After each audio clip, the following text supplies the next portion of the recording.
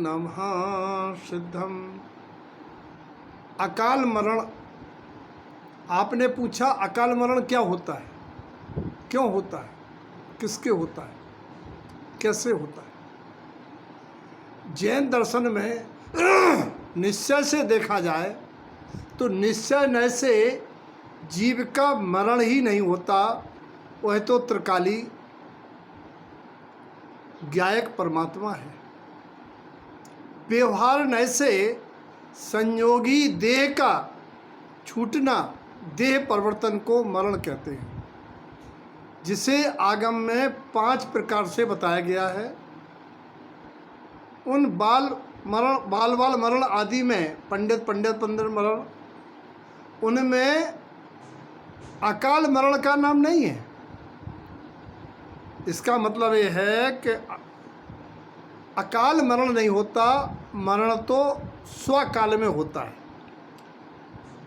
यहाँ एक शब्द आता है कदली घात। कदली घात का मतलब है कि जब एक बार केला फल चुकता है, फल दे देता है, तो अगली बार उसे धारदार तलवार कड़ासा से काट दिया जाता है हरे भरे पेड़ को। कहने का तात्पर्य यह है कि अगर वो पेड़ रहता तो अभी काफ़ी जीवित रहता, लेकिन उसको घात कर दिया।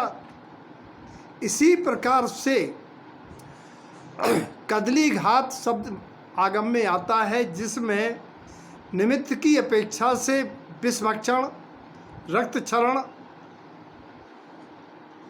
तीव्र व्याधि, हृदयाघात, शस्त्रघात, आहार और श्वासोच्छ्वास रुक जाने से आयु क्षीण हो जाती है। इस प्रकार जो मरण होता है उसे कदली घात मरण कहते हैं।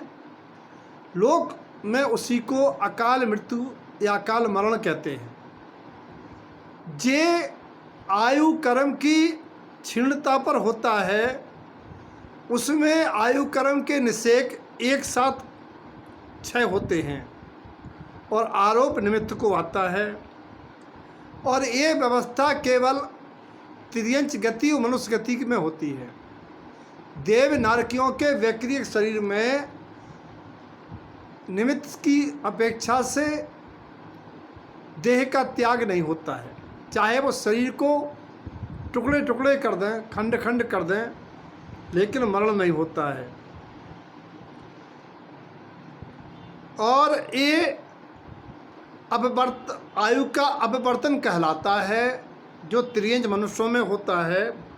ये भुज्यमान आयु में होता है, जो वर्तमान में भोगी जा रही है। जो अगले भाव को वर्तमान बांधी है उसमें नहीं होता है। और ये अबद्धायुष्क में ही होता है।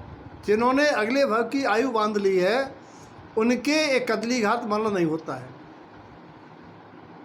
परभव की आयु के बदलने के पश्चात भुज्यमान आयु में कोई अंतर नहीं होता, और देव नारकियों में होता ही नहीं है कदली घात। और मनुष्य त्रियंचों में भी भोग भूमजों के नहीं होता, और कर्म भूमियों में भी पहले दूसरे तीसरे काल में जन्मे 63 सलाह का महापुरुषों के प्राय और चरम शरीरियों में अकाल मृत्यु या अकाल मरण नहीं होता नियम से। यद्यपि उत्कृष्ट देही ब्रह्मदत्त कृष्ण चौथे काल में जन्मे, उनकी मृत्यु अकाल मरण से हुई निमित्त से। पर्याप्त होने के अंतर मुहूर्त काल तक भी अकाल मृत्यु नहीं होती। अकाल मृत्यु का अस्तित्व अवश्य है। जैसे भूसा आदि में रखकर आम को समय से पहले पका दिया जाता है, वैसे ही निश्चित मरण काल के पहले उदीर्णा के कारण अपमृत्यु होती है।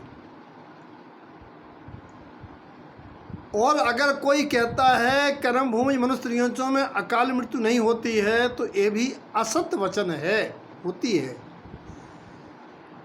स्वकाल में मरण और अकाल मृत्यु ऐसा कैसे कहते हैं? असी प्रहार आदि से समस्त बाह्य कारणों के निरपेक्ष मृत्यु को स्वकाल मरण कहा जाता है, और शस्त्र आदि के निमित्त से अपमृत्यु मानी जाती है। और ये मृत्यु से कोई तंत्र मंत्र टोटक सेना परिजन बचा नहीं सकते। जिसका जितना आयुष्य होता है उतना ही वो जीवित रहता है भाव की अपेक्षा। इसको टालने में इंद्र, नरेंद्र, धर्मेंद्र और जिनेंद्र भी सक्षम नहीं है। इसीलिए निश्चय से अपने को त्रिकाली मान के व्यवहार में जिन निमित्तों से आयु के अभिवर्तन का कारण बनता है वे है दुराचार और श्वास का तेज निकालना, पापाचार, जीवों का वध आदि। इसीलिए सदाचारमय जीवन जीते हुए निर्भर रहना है। आज महामारी के निमित्त से जिन जीवों को व्यवहार की अपेक्षा असमय मरण हो रहा है उन सब के प्रति संवेदना सद्भाव प्रकट करते हुए परिजनों के लिए कष्ट सहने के लिए आत्मबल प्रकट हो, ऐसी भावना है। और ये गीता में कुरुक्षेत्र में युद्ध के मैदान में कृष्ण ने अर्जुन के मोह भंग करने के लिए भी यही बात कही थी कि आत्मा मरता नहीं है। जैसे एक व्यक्ति कपड़े बदल के दूसरे कपड़े पहन लेता है, ऐसे ही आत्मा अपने आयु क्षीण होने पर दूसरे भाव में जाके दूसरा शरीर धारण करता है। मृत्यु को महोत्सव के रूप में लेना चाहिए। मृत्यु उपकारी भी है, क्योंकि अगर मृत्यु ना हो तो ये जीव इस जीर्ण तन में बिलबिलाएगा, रोता रहेगा।